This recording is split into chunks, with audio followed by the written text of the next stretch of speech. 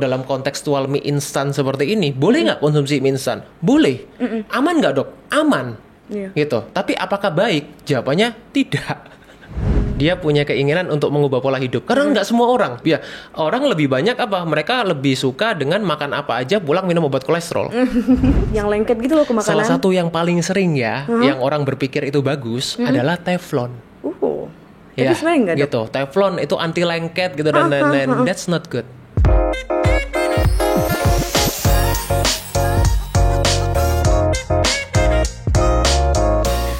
Semuanya, selamat datang kembali di Kipots. Di episode hari ini juga cukup spesial karena kita akan ngobrol lagi dengan dokter. Tapi dokter yang ini dia adalah nutritionist dan juga naturopati. Nah, apa itu naturopati? Kita kedatangan dokter Hans Christian di sini.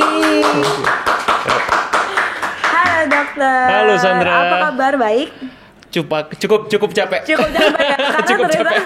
dokter all the way dari ini ya, abis konsul ya? Iya, abis ada buka praktek. Iya, betul. Jadi mulai dari lumayan tadi jam 10 lah ya. Jam 10 sampai jam setengah 9 tadi. Oh gitu, itu Iya. buka setiap hari, Dok?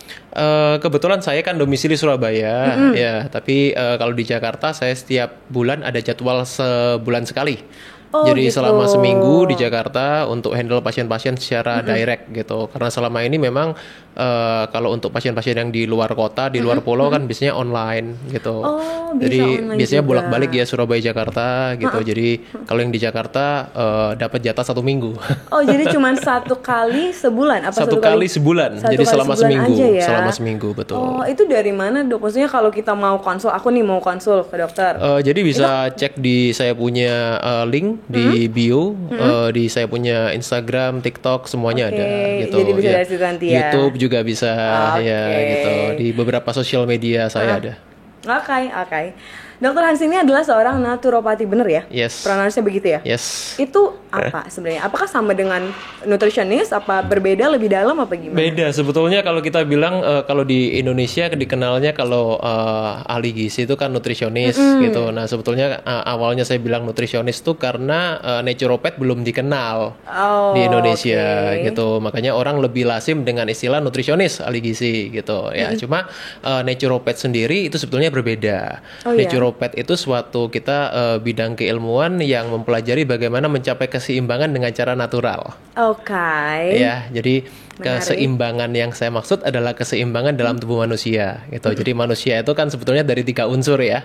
Iya, apa aja Body, tuh? mind, and soul. Ya, oke. body, mind, and soul. Itu kan yang terkenal seperti itu. Jadi bener. tubuh itu apa? Tubuh itu ya kita bilang ini tubuh kita ya, dari atas sampai bawah ini tubuh kita. Nah, mind itu di mana? Mind itu di sini. Iya. Ya, mind itu di pikiran kita. Sedangkan kalau kita punya soul, itu how you get your spirit.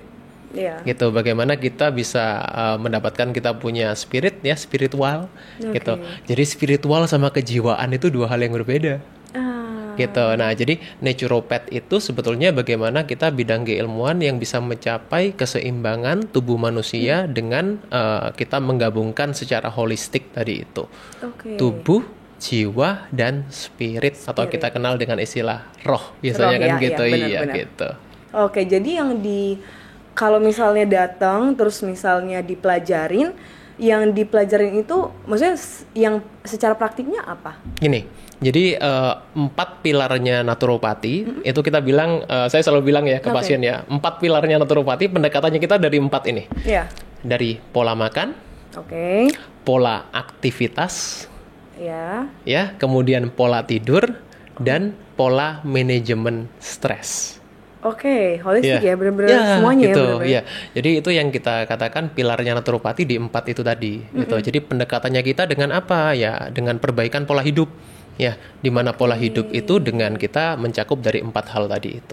Tapi ini berarti sekolahnya di Indonesia kah apa di mana? Di luar. Kalau di Indonesia kan masih belum dikenal ini ya, di Indonesia pun masih belum banyak gitu sebetulnya Oh, iya. yang kita dokter yang ambil naturopati belum banyak gitu. Jadi kalau di luar itu lebih lebih dikenal lah gitu, lebih Ada dikenal ya, pendekatannya secara yang holistik tersedia. gitu. Kalau di sini kebanyakan kan memang ya alirannya alopati ya kalau kita bilang ya. Itu bedanya apa sama si naturopati? Alopati itu pendekatannya berbasis farmakologi. gitu. obat Iya, gitu. Oh, gitu. oke. Ya, jadi kalau the real naturopath sebetulnya tanpa obat-obatan. Tapi karena saya dari pintu yang sama, ya jadi sebetulnya saya bisa melihat dari dua perspektif. Iya, Gitu. iya, Ya, iya. jadi dengan obat-obatan saya kan sering kali dibilang oh anti obat Iya, nih, ya kan benar. gitu. Makanya aku pikir pasti berlawanan ya, Dok. Iya, jadi Harusnya gini, ya. iya, jadi sebetulnya kalau kita bilang the pure naturopath betul, memang dalam arti tidak menggunakan obat-obatan sama Ya. sekali, ya. Tapi karena saya dari pintu yang sama, sebetulnya saya bisa melihat dari dua perspektif Oke. sekarang gitu. Jadi saya tidak anti obat, ya. Itu yang pertama. Itu. Jangan dibikin clickbait ya. Iya, gitu seringkali kita bilang oh anti obat gitu. Sebenarnya enggak, gitu. Saya enggak anti obat, gitu. Saya juga sangat sangat mendukung ya dalam arti kalau memang pasien itu perlu obat ya harus minum obat Iya. gitu. Nah, cuma satu hal ketika saya selesai ambil naturopati, pendekatannya itu seperti ini. Obat itu tidak untuk jangka panjang. Oke. Ya, obat itu tidak untuk jangka panjang. Sebisa mungkin ya, kecuali memang dalam arti pasien itu benar-benar memerlukan. Iya. Gitu. Karena banyak orang yang selama ini mereka berpikir ya udah kalau udah minum obat ya minum obat seumur hidup. Iya, banyak kan, Gitu, Dok, ya sebenarnya kan? Nah, penyakit-penyakit padahal gitu. banyak kondisi-kondisi yang masih bisa diperbaiki. Ya, jadi masih banyak kondisi-kondisi apalagi yang saya paling banyak handle itu kan masalah penyakit metabolik ya. Hipertensi, kolesterol, Iya, diabetes, ya, asam urat, gitu. Nah, penyakit-penyakit degeneratif. Nah, sebetulnya masih banyak hal-hal yang masih bisa diperbaiki secara natural, gitu. Nah, tapi gini, kalau memang kondisinya itu urgent dalam kondisi yang darurat, kan nggak mungkin kita bilang sama pasien, Bu, perbaiki pola hidup ya. Nah, gitu. Ya, that's why, Keburu makin parah ya, kalau betul. kayak gitu ya. That's why obat itu masih diperlukan, gitu. Tapi untuk kondisi-kondisi yang urgent, kondisi-kondisi yang vital, kan nggak mungkin dalam arti kalau orang habis kecelakaan ya, mohon maaf ya, dalam Iya. arti kemudian kita ngomong perubahan pola hidup kan ya nggak mungkin, ya pasti perlu diobatin kan, Perlu yang cepat gitu ya, Dok, betul, ya? ya. Benar-benar, Jadi untuk benar. menyelamatkan nyawa, untuk kondisi yang urgent, obat itu sangat diperlukan. Oke. Gitu. Tapi untuk kita menjaga pola hidup, untuk preventif ya. Kemudian kalau pasien ini sudah melewati dari masa-masa kritis, ya jangan sampai kita ketergantungan obat Dengan terus. obat. Gitu. Nah, perlu perbaikan pola hidup untuk mencapai kualitas hidup yang lebih baik.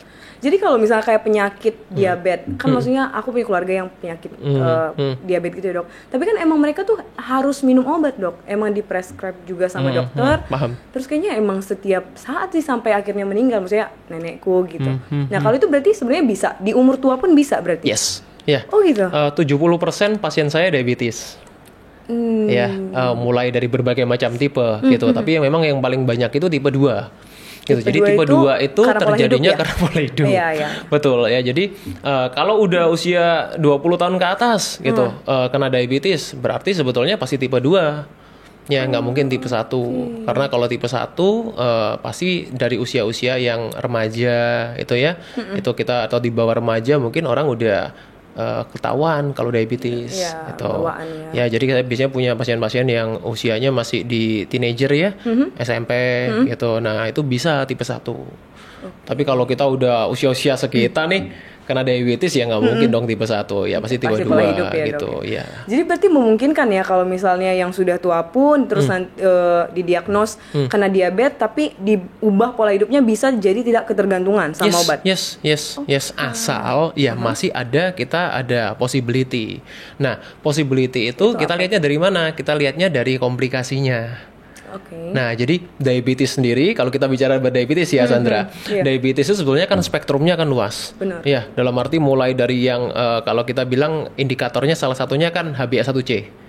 Ya, Oke. jadi HbA1c itu evaluasi kita gula darah 3 bulan rata-rata. Nah, kalau pasien-pasien diabetes pasti itu cek itu semua.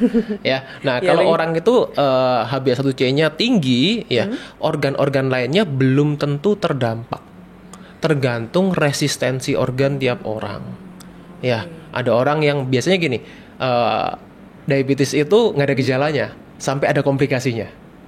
Iya. Ya, nah, jadi kalau komplikasinya paling sering di mana? Mata. Ya, kalau orang-orang yang udah usia biasanya kena yang namanya glaukoma. Iya. Ya, kemudian ke syaraf. Itu kebas-kebas itu biasanya itu mulai tanda-tanda- kesemutan tanda-tanda ini ya? gitu. Kemudian ini di luar ini ya, kalau kita secara medis kan selalu yang namanya diabetes itu ada 3 nih, polidipsi, polifagi, poliuri. Oke, Iya. itu bedanya apa aja dok? Polidipsi. Oke, banyak. Bukan poliponik ya. Bukan poliponik ya. Polidipsi itu kita makannya lebih banyak. Ya, gitu. Polidipsi itu kita minumnya. Ya, minumnya lebih banyak ya. Polifagi itu kita makannya lebih banyak. Poliuri itu banyak kencing. Ya, gitu. Itu tuh Banyak makan. tanda-tandanya atau Simptom, ya gejalanya, gejalanya ya, gejalanya seperti itu. Oke, Ya oke. polidipsi itu banyak minum, polifagi banyak makan, poliuri banyak kencing Iya, gitu, banyak banyak buang air gitu. Nah, tapi kenapa kok saya tidak pakai indikator itu? Karena biasanya orang yang sudah mengalami itu sudah parah. Oke. Ya, jadi udah late stage lah gitu. Kalau kita bilang secara tahapnya itu udah sulit untuk ketolong kalau udah seperti itu. Nah, makanya gejala-gejala yang lebih awal itu kita perlu lebih perhatikan. Oh, oke. Ya, jadi misalnya kalau orang sering kencing di malam hari, ya kebangun gitu, meskipun dalam arti tidak sepanjang hari ya, itu juga salah satu sudah ada gangguan. Gitu. Oh, berarti kalau udah ngerasa kayak gitu seharusnya udah diperiksa ya. Gitu. Kemudian ya itu orang kesemutan gitu ya, merasa penglihatannya kalau mulai senja itu udah mulai terganggu, gampang ngantuk itu. Nah, itu Gampang ngantuk tapi harus ada simptom yang lain kan? Iya dong. Maksudnya hanya karena gampang ngantuk Enggak, belum tentu kan? Karena saya enggak. gampang ngantuk Iya. dong nanti minta terutama gejala ya. terutama biasanya setelah makan. Saya juga gimana ya? Gitu, ya, Iya, jadi apalagi kalau- makan-makan yang berkolesterol tinggi dok, kayak padang, Iya. pork gitu-gitu itu. Actually gini, not about the cholesterol ya Sandra, but Oh, about begitu. the carbohydrates. Oke. Ya, biasanya kalau orang habis sarapan ya, Heeh. sarapan yang paling sering apa? Roti ya, Susu. kemudian susu, sereal gitu kan. Nah, kalau kita habis makan makanan yang tinggi karbohidrat seperti itu, kemudian ngantuk, it's very very common. Oke, itu berarti Ya. nggak apa-apa. Bukan nggak apa-apa. Oh, tapi itu common adalah salah aja. satu. Iya, Oh, oke. common itu dalam arti gini, hal-hal yang sering terjadi ketika orang makan karbohidrat tinggi, kemudian ngantuk, itu salah satu gejala orang punya masalah gula darah. Oh, malah ada. Ya, common itu maksudnya banyak sering terjadi gitu, dan orang menganggapnya itu hal yang lumrah kan. Benar. Ya, jadi mengantuk setelah makan itu tidak normal. Saya nggak normal berarti. dok. Common itu adalah Semakan common. siang ngantuk dok, makan Common malam itu ngantuk. common thought maksudnya. Iya, Ya, ngerti. what I say by common itu common thought gitu.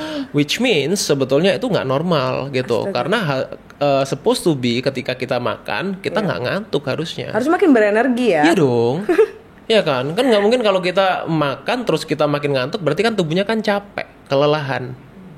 Itu karena apa dok? Apakah karena maksudnya makanannya salah nih? Hmm. Karena karbohidratnya terlalu banyak atau karena nggak seimbang atau apa? Gini, karbohidrat terlalu banyak kalau orangnya itu masih dalam kondisi yang oke, harusnya nggak apa-apa, nggak ngantuk.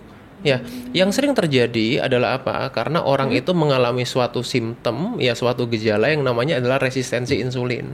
Resistensi insulin. Nah, jadi Itu apa resistensi insulin itu salah satu kalau kita katakan metabolic syndrome, sindrom metabolik. tuh? Iya. Ya, yang dimana tubuh kita itu sudah lelah terhadap spike atau lonjakan insulin yang terus-menerus. Oke. Ya, nah itu diakibatkan karena apa? Karena pola hidupnya yang nggak benar. Ya, jadi pola hidup itu bukan cuma pola makan ya, meskipun itu salah satu yang paling besar kontribusinya. Itu. Jadi kalau orang itu sudah mengalami yang namanya resistensi insulin, ketika mereka makan banyak, tubuhnya akan cenderung memberikan sinyal ngantuk.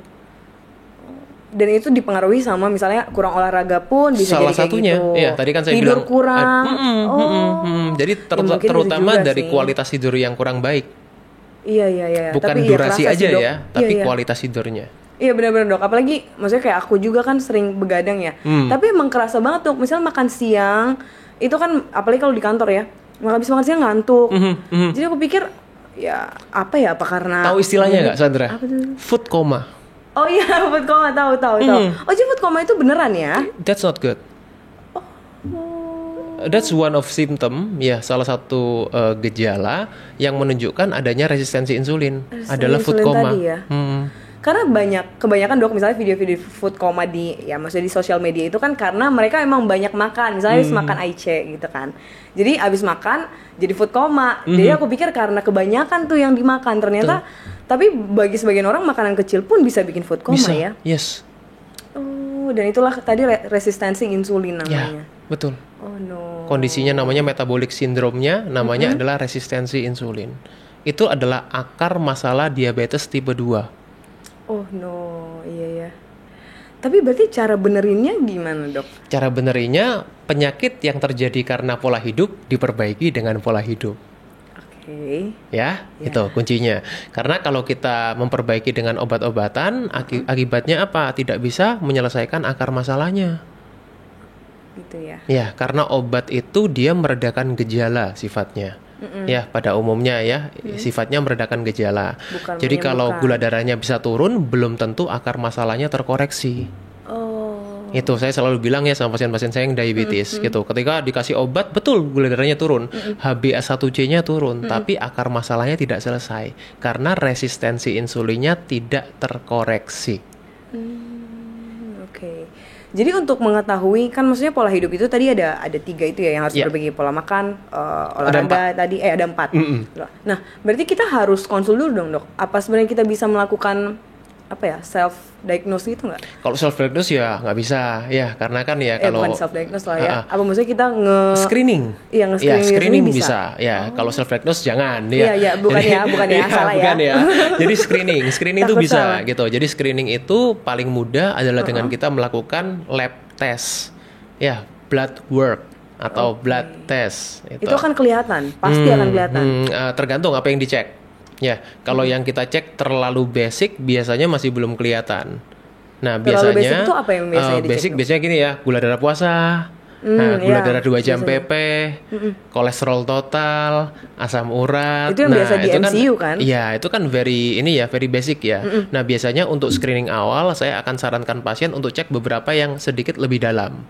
Gitu. Contohnya? Jadi inflammatory markernya, marker peradangannya. Jadi penanda radang salah satunya LED ya, laju endap darah atau bahasa Inggrisnya ESR. Gitu. Nah, jadi depends di mana ceknya. Kalau di Indo biasanya namanya LED. Gitu. Oke. Kemudian saya akan cek yang namanya insulin puasa.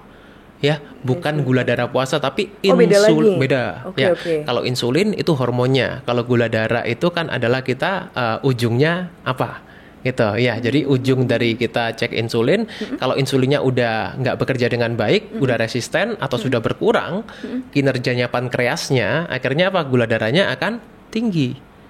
Oh gitu. Gitu. Karena insulin itu satu-satunya hormon yang bisa menekan gula darah kita. Oke, jadi itu harus dicek ya. Oke, berarti Gitu. berarti Ya, beda dan ada beberapa dicek ya. pemeriksaan yang lain yang biasanya akan saya berikan surat pengantar untuk cek di lab gitu. Dan berarti saatnya kita harus ngecek tuh pas kita maksudnya udah aware, oh gue tidur mulu nih kalau misalnya habis makan, itu udah bisa ngecek berarti. Terutama ya kalau yang sudah mengalami gejala. Saya pun pribadi, personal, saya cek lab itu setahun 2 kali. Oh gitu loh. Iya, dengan pola hidup yang seperti ini. Padahal udah ini ya, Iya, maksudnya udah iya. olahraga. Jadi saya selalu bilang gini ya, terutama untuk anak-anak muda ya, saya selalu bilang jangan terlalu pede. Iya ya. Ya, jangan terlalu pede. Berat badan yang ideal, bentuk badan yang bagus itu tidak menjamin kita sehat. Oh, that's right. Gitu. Iya, apalagi yang Tidak ideal. Tapi Loh, Dok, iya kan? Iya benar. Gitu, ya. Yang ideal aja belum tentu gitu. Iya. Tapi tendensinya ya, Dok, maksudnya aku kan punya orang tua yang tinggal juga ya. Iya. Mereka tuh nggak mau MCU karena katanya nanti takut ada penyakit-penyakit lain yang muncul. Betul. Terus kayak mungkin karena kurangnya awareness ya, itu dibikin-bikin sama dokter itu. Paham. Saya Enggak ya? paham karena saya juga banyak menemui pasien yang seperti itu. Iya. Ya. Well again, tadi kan saya bilang keseimbangannya manusia itu adalah body, mind, and soul. Iya. Ya kan? Artinya apa? Untuk kita bisa menerima sesuatu, kita perlu suatu jiwa yang kuat. Ya kan, kita perlu punya spirit yang kuat. Ya, kalau kita udah tidak punya pikiran yang jernih, Sehat. ya kita punya spiritnya juga kurang kuat, otomatis juga kita akan berpengaruh terhadap hal yang lain. Oh. Ya kan, gitu. Setuju, Makanya, tapi saya personal, ya saya akan menganjurkan lebih baik tahu daripada kita tidak tahu. Itu ya, dengar ya bapak-bapak ya. Bapak Lebih saya baik, biar bapak saya betul, dengar betul, nih. betul. Lebih baik kita tahu gitu. Karena gini, kalau orang tahu itu, ya kalau kita bisa memanage dengan baik ya stress level kita. Nah, again tadi kan syaratnya ada 3 ya, body, mind, and soul gitu. Ya. Kalau kita udah beresin mind kita beresin soul kita, nah akan lebih baik kalau kita tahu. Iya. Nah, tapi kalau mind and soul-nya belum beres, nah ini beda cerita. Iya kan? Gitu. Tapi kan bagaimanapun anyway suatu saat kan kita juga akan tahu. Iya. Jadi mending lebih early lebih bagus ya. Ya. The earlier better. Oke dok, kita mau balik ke si naturopati ini lagi tadi. Nah, berarti dokter S1-nya itu dokter kan? Berarti FK ya? Iya, Ambilnya ya FK. jadi kan saya kan di Indonesia, kemudian setelah itu baru ambil lagi di luar itu yang naturopati gitu. Itu Jadi ambilnya emang kayak spesialis atau course atau apa dok? jatuhnya? jadi naturopati itu kita sertifikasi. Oke. Ya, ada sertifikasi juga gitu. Jadi itu yang kita ambil ya untuk setelah selesai studi di Indo Di mana, gitu. Dok, ngambilnya? Di UNER saya awalnya, terus habis itu di Harvard gitu. Oh wow. Ya, gitu. Selama berapa lama tuh dok kalau ngambil sertifikasi? 1,5 tahun. Satu 1,5 tahun, ya. ya gitu. Jadi oke, waktu oke, itu oke. memang ya ambil naturopati karena memang ya tertarik. Iya, ya. Tertarik dengan keilmuannya. Gitu. Tapi berarti hanya karena tertarik atau emang dokter punya personal experience juga, maksudnya terhadap si nutrisi dan segala macamnya? Kalau ada kesukaan ya, ada kesukaan karena dalam arti memang pada waktu saya kuliah itu saya mulai mengubah pola hidup. Oke. Ya, jadi mulai mengubah pola makan itu ketika saya kuliah, gitu. Kemudian merasa kok rasanya memang pola makan ini dampaknya cukup besar ya, gitu, ke pola hidup, gitu. Nah dari situ mulai tertarik dengan nutrisi. Nah tapi ternyata ketika ambil naturopath itu, oh ternyata yang dipelajari bukan cuma nutrisi ya, gitu. Ternyata juga aktivitas juga penting, kemudian pola tidur juga penting, kemudian stres juga berpengaruh juga Iya, besar, iya, gitu. bener. Nah dari situ akhirnya mulai lebih tertarik, lebih aware. Oh gitu. Tapi kan dok ada yang bilang ya, maksudnya sepengetahuan aku sih naturopati itu kan sebenarnya the way our body heal itself kan. Yes.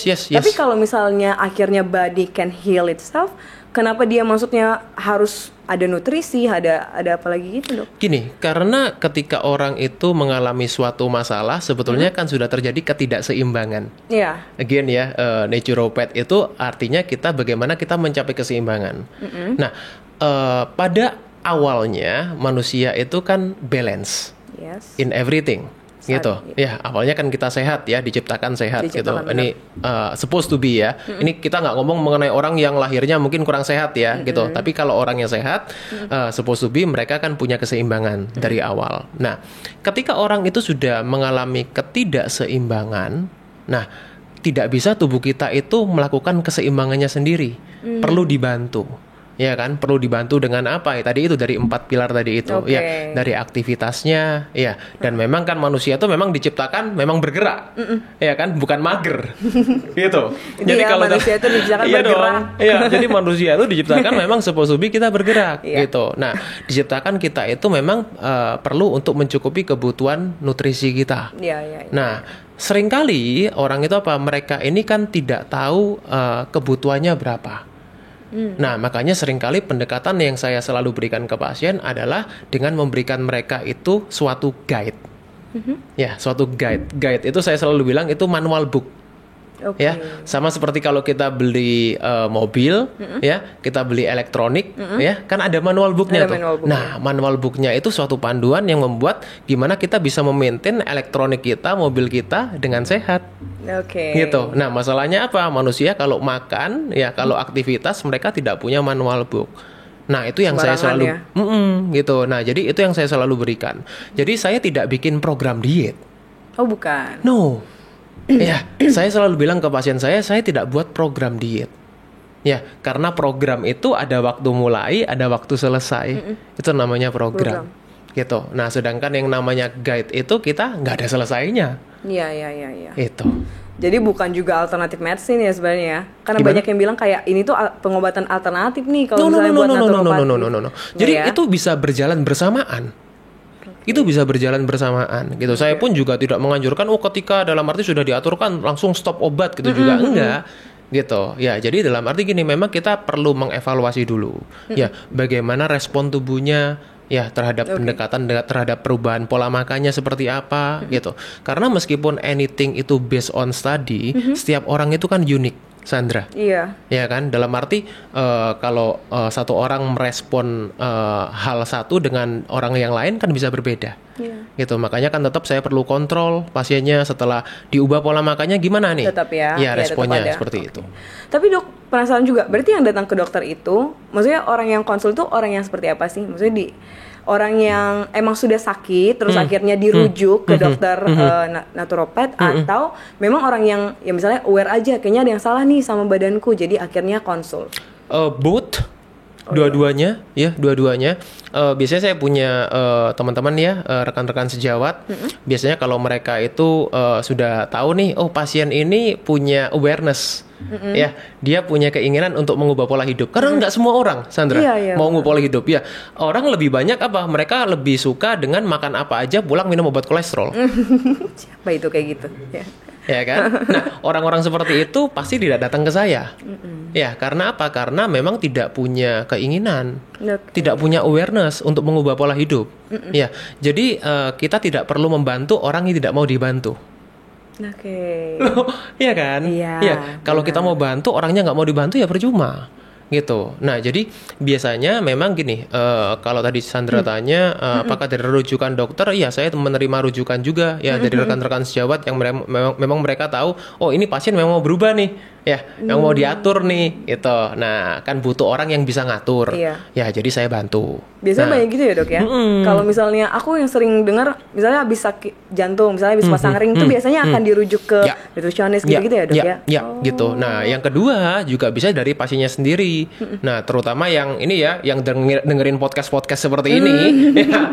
Silakan, kemudian konsul. yang dengerin podcast seperti ini, terus kemudian paling banyak itu gini Sandra, datang ke saya, praktek saya bilang, dok saya udah nggak mau minum obat terlalu banyak lagi, bisa nggak dikurangin obatnya supaya dalam arti ya saya nggak terlalu banyak minum obat, terlalu ketergantungan minum obat, masih ada possibility apa enggak, nah seperti itu. Jadi biasanya pasien sendiri juga apa ya, nggak semua pasien suka minum obat. Ya, nggak semua pasien suka minum obat. Kalau yang mereka memang udah merasa jenuh, ya, minum obat terus-menerus, dan mereka juga merasa dalam arti saya masih mau kok ngubah pola hidup saya. Nah, itu juga bisa kita bantu. Tapi dari yang dokter lihat di Indonesia sendiri, atau misalnya di anak muda deh, kan pola makan kita kan ya, to be very honest ya, kita ngemil, ya? Silakan, kita ngemil, kita ngopi, terus jarang olahraga juga karena memang ya kerja dan segala macamnya. Nah itu tuh gimana dok? Apakah yang kayak gitu tuh sering datang juga, atau apa sih yang sering dilihat? Yang fenomenanya apa gitu? Yang pasti pertama mesti punya kesadaran, ya. Dan orang itu sadar biasanya kalau udah lihat hasil lab. Oh, jadi tetap harus cek ya sebenarnya. Iya, karena seringkali gini loh Sandra, hasil lab itu tidak kelihatan secara klinis. Ya, jadi secara fisik itu yang datang ke saya orangnya kelihatannya sehat-sehat. Aja ya. Ya, jadi yang datang ke saya bukan orang yang kelihatan sakit. Gitu, meskipun ada ya, ada juga beberapa biasanya yang nganter keluarganya, pasien-pasien cancer, gitu, itu juga banyak saya tangani juga, gitu. Nah, jadi kalau pasien-pasien ini memang sudah secara fisik kurang baik, biasanya yang bawa keluarganya, nggak datang sendiri, gitu. Tapi kalau pasien yang datang sendiri, rata-rata kelihatannya fit badannya, bahkan badannya banyak yang bagus-bagus, gitu. Makanya tadi saya bilang badan yang bagus itu tidak menunjukkan bahwa kita sehat, tidak menjamin ya. Oke. Gitu, jangan bangga kalau punya badan bagus sebelum lihat hasil labnya. Jadi cek dulu ya. Iya, betul. Berarti kan selama ini dokter akan banyak, maksudnya mempelajari tentang ya nutrisi, makanan itu sendiri, berarti semua ya, maksudnya cara pengolahannya juga. Yes. Ada nggak dok apa ya, misalnya makanan yang dianggap sebagai superfood itu apa sih sebenarnya dok? Yes, ada superfood, tapi gini, superfood itu artinya kan satu makanan yang memiliki banyak manfaat untuk kesehatan tubuh kita. Itu yang kita bilang namanya superfood. Ya. Cuma jangan hanya karena itu superfood terus kita bisa makan seenaknya. Dikonsumsi setiap hari jadi gitu. Bukan cuma dikonsumsi setiap hari, kalau dikonsumsi setiap hari nggak apa-apa, tapi makannya kan juga tetap ada batasannya. Ya, dan superfood itu juga dalam arti gini Sandra, itu kita katakan satu orang bisa mendapatkan benefit dengan konsumsi superfood itu, orang lain belum tentu.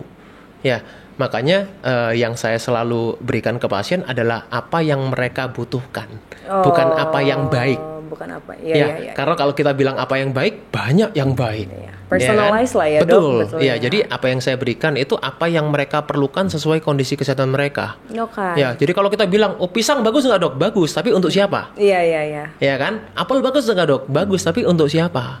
Kan gitu. Karena saat kita bilang, ya apel juga superfood, chia seed juga superfood, almond juga superfood, dark chocolate juga superfood, but for who? Iya, nggak semua orang mungkin cocok ya, Dok. Yes. Nah terus Dok, kan sebenarnya ada, ya maksudnya kan semua yang alami kita percayanya sih bagus ya, food yang betul, comes from betul. nature itu always good. Tapi kan sebenarnya ada yang emang bawaannya emang food intolerant lah ya, atau food sensitive kayak gitu. Itu tuh bisa diobatin nggak sih Dok? Alergi, nggak bisa makan buah ini, nggak bisa makan buah ini, itu bisa Dok? Oke, gini. Pertama, sensitivity, intolerance, sama alergi itu beda 3 hal yang lagi. berbeda. Aku ngelihatnya kayaknya Ya, sama apa itu aja ada- pokoknya iya, ya gitu ya. Nah jadi berarti, apa tuh Dok? gini, kalau yang namanya alergi itu selalu melibatkan yang namanya imunoglobulin atau kita bilang namanya alergi itu selalu melibatkan protein. Oke. Ya, the real allergy ya, the real allergy ya, itu selalu melibatkan yang namanya protein, gitu. Nah itu biasanya bisa kita cek di lab, ya gitu. Nah kalau kita sekarang ada food intolerance ya atau sensitivity, biasanya kita sekarang yang banyak orang tes itu tes DNA. Wah, itu DNA untuk apa, Dok? test gitu ya, DNA test atau kita juga food sensitivity test gitu. Nah itu biasanya kita lebih spesifik lagi. Oh, gitu. ada tesnya bahkan ya? Karena kalau sensitif itu belum tentu alergi. Oh gitu. Jadi itu berarti gimana Dok? Kalau dia food sensitif, misalnya terhadap apa, terus jadinya gimana? Contoh ya, yang paling sering sekarang yang paling common gluten. Oke. Ya, orang yang punya sensitivitas terhadap gluten, mereka belum tentu alergi gluten. Nah, kalau alergi itu udah nggak bisa sama sekali, Sandra. Gampangnya gitu ya. Iya. Kalau sensitivity itu dia masih bisa konsumsi dalam jumlah tertentu. Tapi kalau terlalu banyak, mereka akan menimbulkan masalah. Oh, itu arti food sensitive. Yes, gitu. Nah, kalau intolerance itu selalu melibatkan yang namanya enzim. Enzim itu Iya, apa? gitu. Enzim. Contohnya dalam arti kalau orang yang paling sering intoleransi laktosa. Ya kan? Lactose intolerance gitu. Ada yang nanya, ada yang mau nanya. Iya, silakan. Oh, Dena. Kenapa? Emang intoleran laktos. Oh iya. Ini produser boleh tanya ya? Iya, aku pikir gini kayak mau nanya. Ternyata ini ya mencerahkan diri ya. Oke. Ya, jadi lactose intoleran saya pribadi ya, saya juga lactose intoleran itu mulai saya usia 29, Sandra. Ya, Oh, bahkan baru baru develop ini? lactose intolerance baru saya usia 29. bisa ya? Saya kelihatan kayak umur 30 ya. Jadi baru-baru ini gitu. Jadi kalau saya bilang 29 gitu kayak baru-baru ini ya, Dok ya gitu ya. Jadi kayak umur 30 saya berarti. Ya. Nah, jadi yang namanya intolerance itu bisa develop gitu. Bisa develop itu artinya bisa berkembang seiring dengan kita berkurangnya enzim di dalam tubuh kita. Itu dipengaruhi oleh sesuatu nggak Dok? Gini, Faktor eksternal? Faktor eksternal bisa, faktor internal juga bisa. Iya, cuma mostly adalah faktor internal gitu. Eksternal ya biasanya karena dari paparan gitu ya, tapi biasanya lebih karena internal karena itu kan enzim dalam tubuh kita. Udah kepake habis.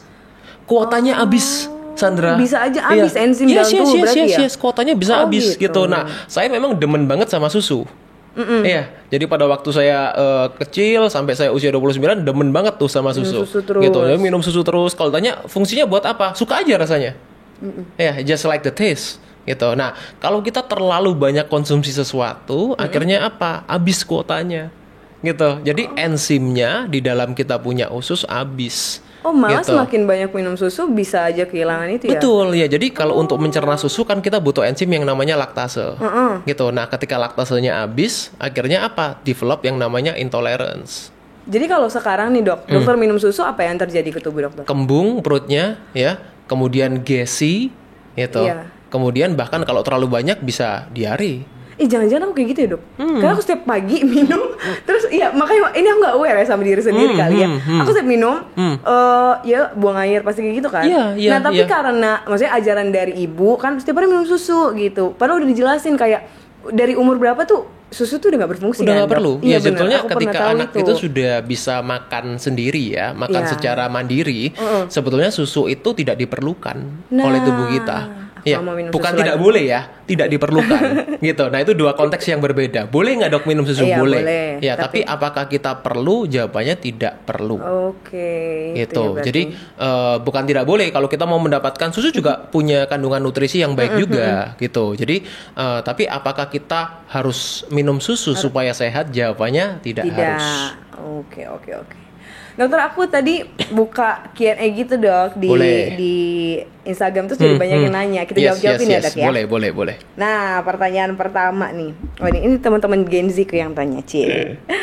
Oke, kita mau bahas katanya mie instan ya. Kata yang sebelah makan mie instan itu nggak apa-apa, malah sebenarnya oke banget kalau misalnya pakai telur karena ada protein dan sayur, jadinya bisa sehat. Tapi apakah tetap berbahaya katanya? Gini. Ini konteks yang sebetulnya cukup tricky ya kalau saya jawab ya. Ini cukup tricky kalau saya jawab gini. But bener-bener perlu kita fokus nih. Ya kalau mau dengerin jawaban saya. Boleh. Gitu. Ada sesuatu yang aman dikonsumsi, ada sesuatu yang baik dikonsumsi. Wah, bedanya apa tuh dok? Oke. Aman dan Ya. baik. Kalau aman itu lewat BPOM aman. Ya. Ya, Jadi terjual gitu. secara umum gitu apa ya. yang dijual ya, Ya, yang sudah itu lewat aman. BPOM kita bilang pasti aman. Ya, kalau saya bilang nggak aman nanti saya diserang. Berbahaya kita bikin clickbait. Iya kan? Iya. Jadi kalau kita katakan aman gitu. Tapi apakah baik belum tentu. Ya, gitu. Artinya gini, Standar baik itu apa dok? gini, Maksudnya berguna. baik itu diperlukan oleh tubuh kita. Oh. Iya, sama tadi seperti yang saya katakan konteksnya adalah boleh atau perlu. Boleh. Ya, yang boleh kita konsumsi belum tentu perlu kita konsumsi. Betul ya? Ya. Disimak baik-baik ya. Ini nggak boleh ngantuk nih kalau Iya, nonton ini ya. nggak ngantuk Iya, nih. gitu. Udah lama makannya. Kalau boleh kita konsumsi, belum tentu itu perlu kita konsumsi. Ya, yang aman dikonsumsi belum tentu baik dikonsumsi. Nah, konteksnya apa dok? Kalau dalam kontekstual mie instan seperti ini, boleh nggak konsumsi mie instan? Boleh. Aman nggak dok? Aman. Ya. Iya. Gitu. Tapi apakah baik? Jawabannya tidak. Iya dong.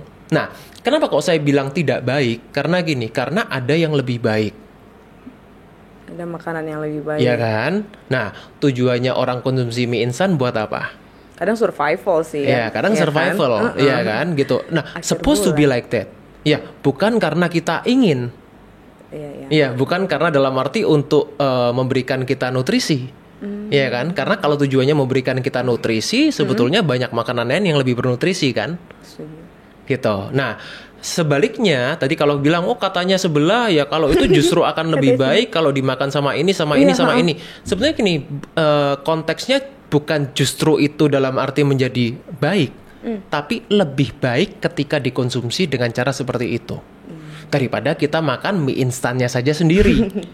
Gitu. Nah, gini, jadi untuk kita mengurangi risikonya, ya kita tambahkan sayur, kita tambahkan Telur, protein, iya. kita tambahkan dalam arti seperti kita mungkin kasih ini ya, kasih Bakso, makanan-makanan daging, yang jangan bakso dong, ya. Nggak boleh ya ternyata Ayam yang the real meat Oh, gitu ya. Jadi oke, kalau oke. bakso kan mostly udah proses Iya, udah ya, proses, gitu udah iya. ultra proses.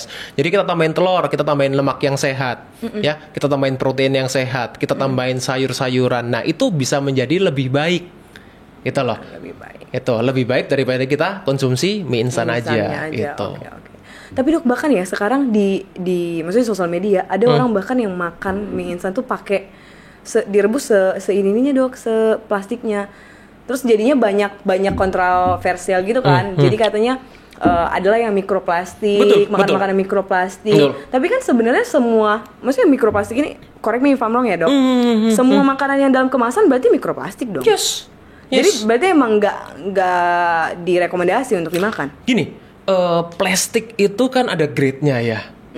Sandra ya. Jadi Iya. kalau yang Biasanya ada sebetulnya catatannya juga kan? Betul. Jadi kalau kita pakai kemasan-kemasan plastik itu sebetulnya kalau orang yang paham itu kan ada grade-nya.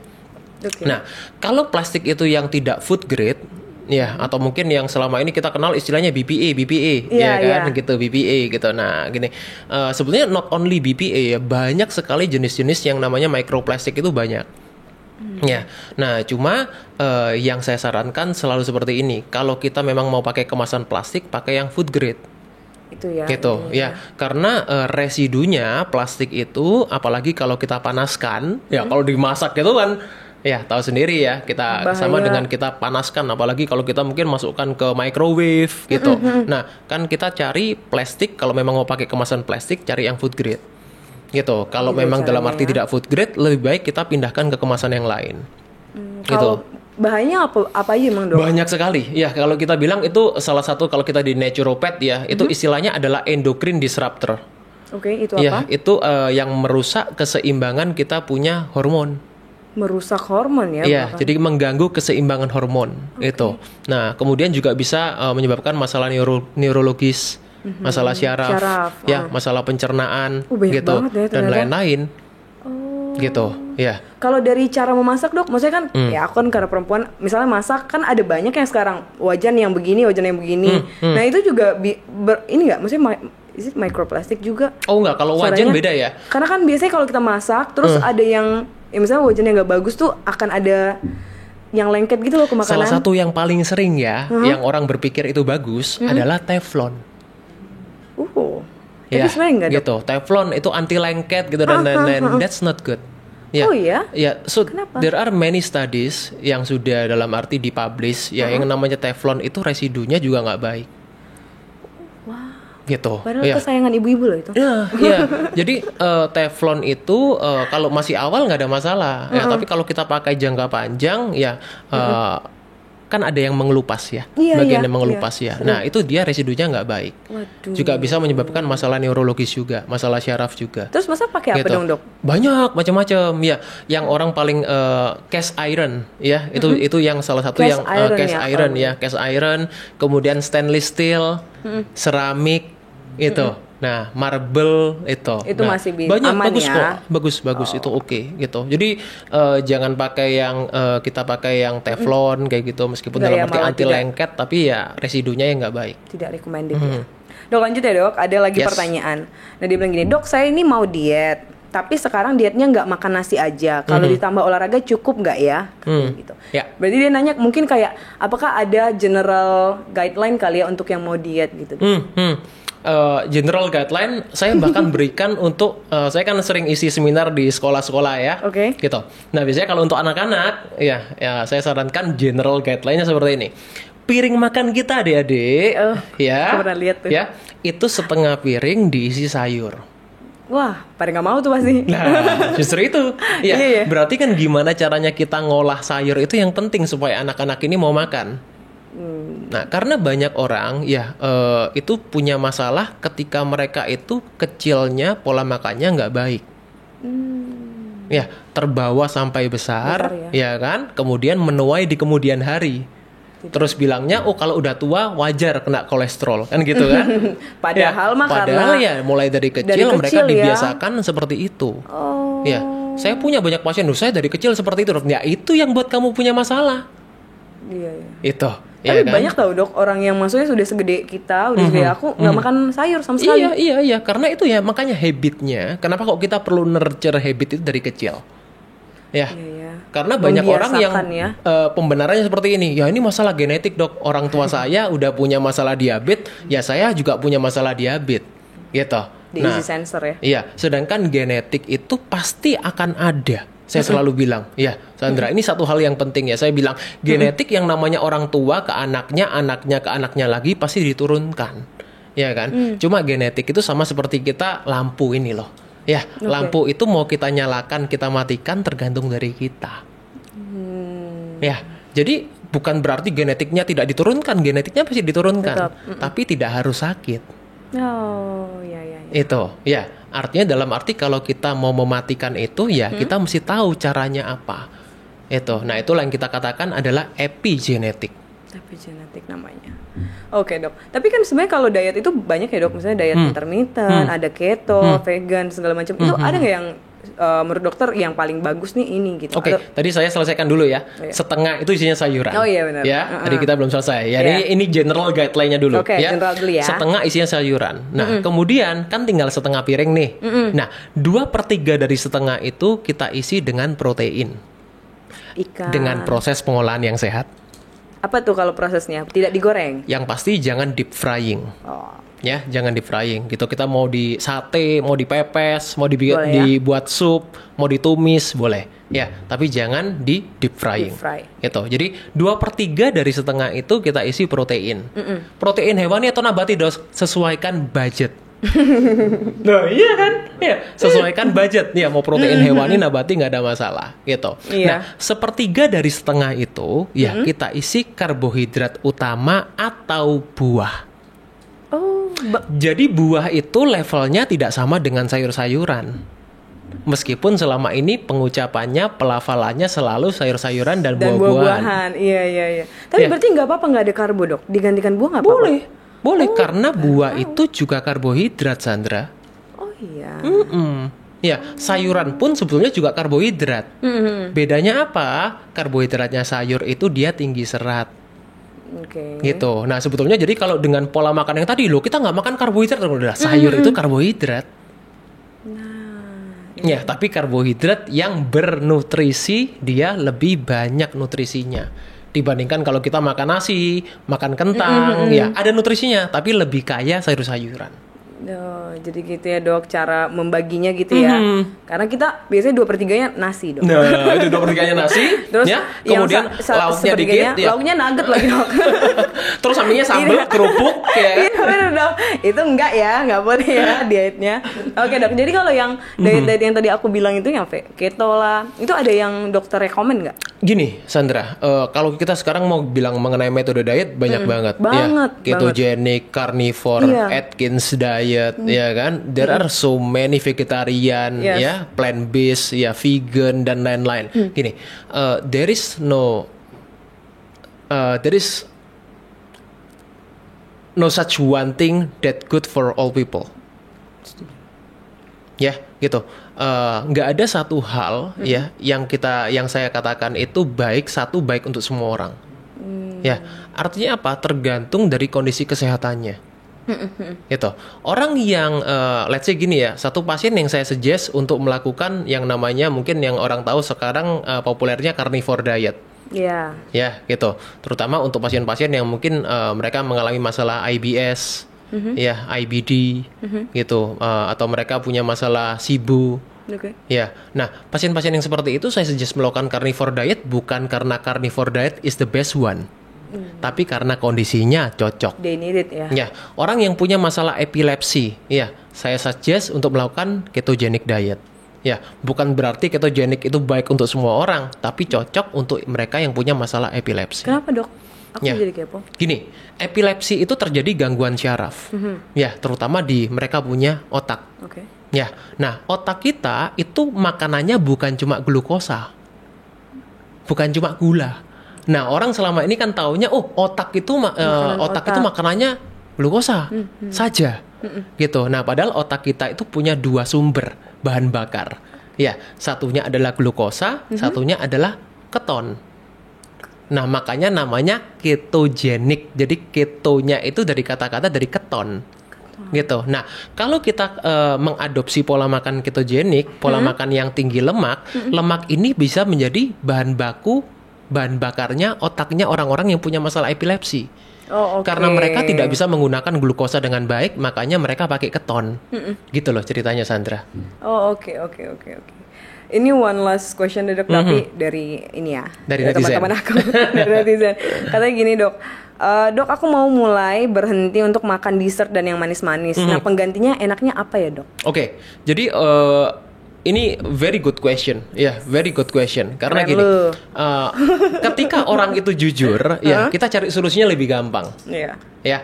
Karena banyak orang yang pembenarannya gini, oh saya makan gula karena saya butuh energi, Iya. ya, Banyak yang kayak gitu. Karena mereka berpikir bahwa sumber energi itu hanya dari gula. Ya, kita konsumsi protein, kita konsumsi lemak, itu semuanya juga sumber energi. Ya, jadi artinya untuk mendapatkan energi tidak harus dari gula. Ya, nah beda halnya dengan orang-orang yang sweet tooth. Ya, Iya, sweet aku tooth, termasuk ya, tuh. sweet tooth atau orang yang memang dalam Es arti krim, craving dessert. for sugar. Nah, itu another level ya. Kalau udah craving for sugar, biasanya itu kita udah punya problem. Kita punya metabolisme. gitu. Oh, gitu dok. Ya, jadi salah satu metabolic syndrome, ya salah satunya indikatornya adalah kita sugar craving. Oh, oke. Gitu. Nah, again kalau kita punya tendensi suka makanan-makanan yang manis, saya pun demikian. Iya ya. Iya. Nah, saya jujur li ya kalau boleh ya, jujur li. Iya. Saya itu lebih suka makanan-makanan yang manis, masakan gitu ya. Jadi masakan-masakan Jawa Tengah gitu saya demen. Kan katanya Gitu. bikin mood happy juga dok, benar nggak sih? Nah, itu kalau itu fast dopamin. Ya, itu istilahnya fast dopamin. Ya, jadi manusia itu saya selesaikan dulu ya untuk yang sugar tadi ya. Gini, sugar atau itu kan seringkali tujuannya adalah memberikan rasa manis. Bukan yang kita perlukan sugar itu bukan nutrisinya, karena tidak ada manfaat kesehatannya sebetulnya. Oh gitu. Ya, kalau kita bilang sugar yang ini ya, bukan glukos ya. Iya, sugar yang kita bilang dari makanan ya, itu there is no benefit. Oh iya? Selain memberikan rasa happy ya.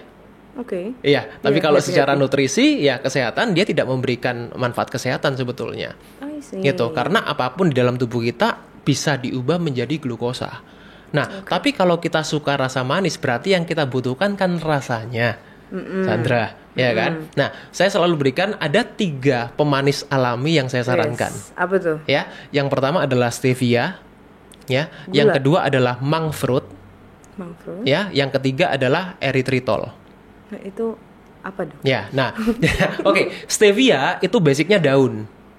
Iya, daun stevia. Gula gitu. Kalau sekarang kan ada gula stevia. Pemanis. Ya, jangan saya biasanya tidak menyebutnya gula, tapi pemanis. Ya, gitu karena itu bukan gula sebetulnya. Pemanis alami. Nah, pemanis itu kita bagi 2 ya. Ada pemanis alami, ada pemanis buatan. Ya, jadi kalau stevia itu pemanis alami, bukan pemanis buatan. Stevia. Gitu. Ya, stevia yang tidak dicampur dengan yang lain ya. Gitu. Yang kedua, stevia enggak ya berarti? Sorry?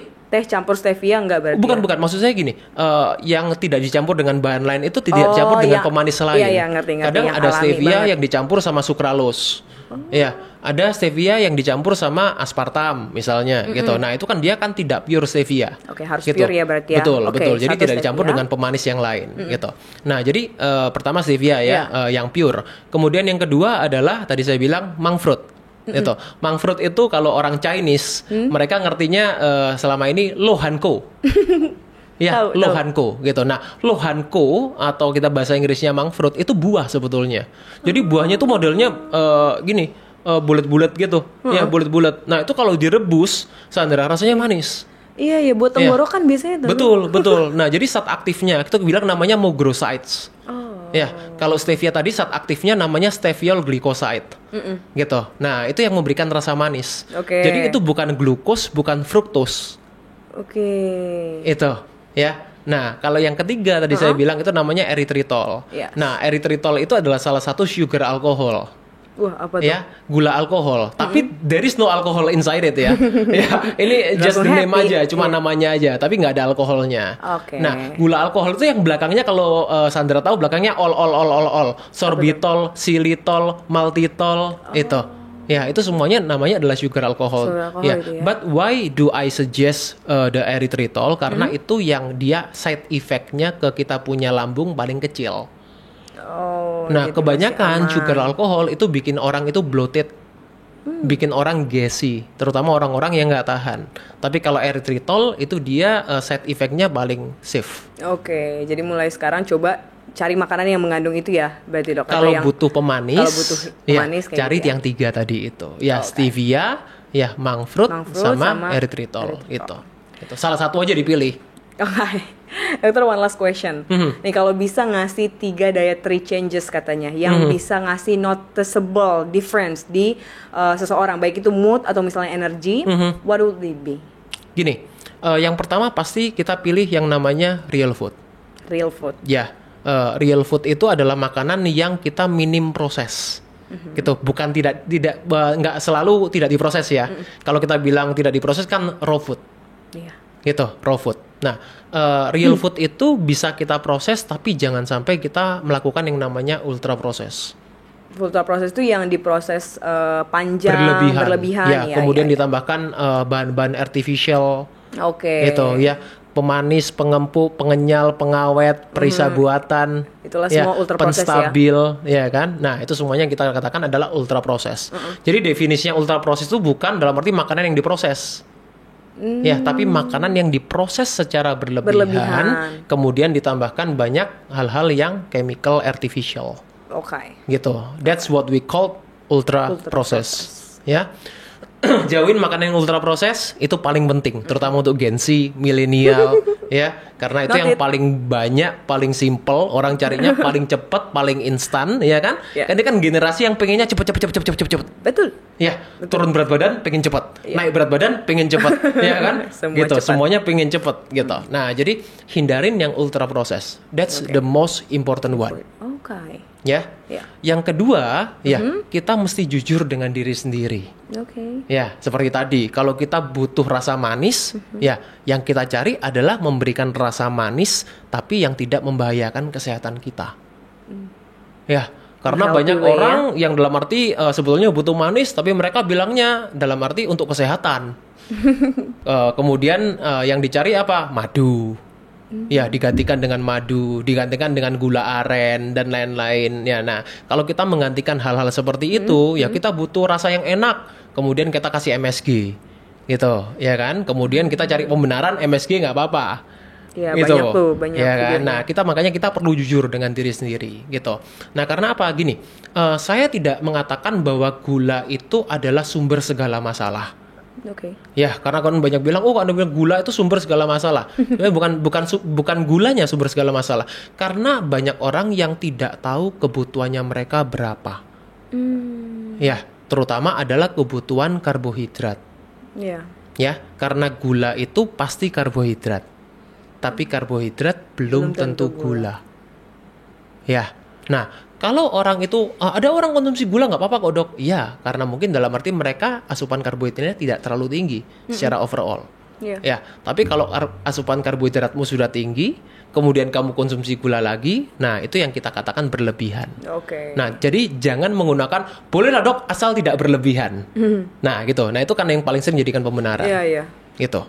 Nah, jadi jangan mengatakan tidak berlebihan kalau kamu nggak tahu berapa kebutuhanmu. Gitu, ya. And last one, yang paling simple, ya, saya minta hindarin makanan yang deep frying. Itulah yang susah. Betul. Ya, hindarin makanan yang deep frying. Jadi mau gorengnya pakai minyak sebaik apapun, saya tidak sarankan. Itu, ya, karena makanan yang deep frying itu pasti akan mengalami yang namanya oksidasi. Oksidasi itu bikin peradangan. Nanti kalau peradangan, kolesterolnya tinggi, kamu bingung cari obat kolesterol. Betul. Jadi itu ya di take notes ya 3 yang tadi bisa dikonsumsi lah ya untuk tubuh lebih sehat. Oke, Dokter Hans, terima kasih banyak Dokter Hans sharing ilmunya luar biasa. Semoga abis ini berarti balik ke Surabaya, Dok? Belum, besok. Belum ya? Baru besok soalnya besok lusa saya ada seminar di Surabaya. Oke. Safe flight back to Surabaya. Semoga segala urusannya juga diperlancar, dipermudah ya. Good luck buat Sandra buat perubahan pola hidupnya. Amin. Terima kasih juga teman-teman yang udah nonton. Sampai jumpa di episode selanjutnya. Terima kasih.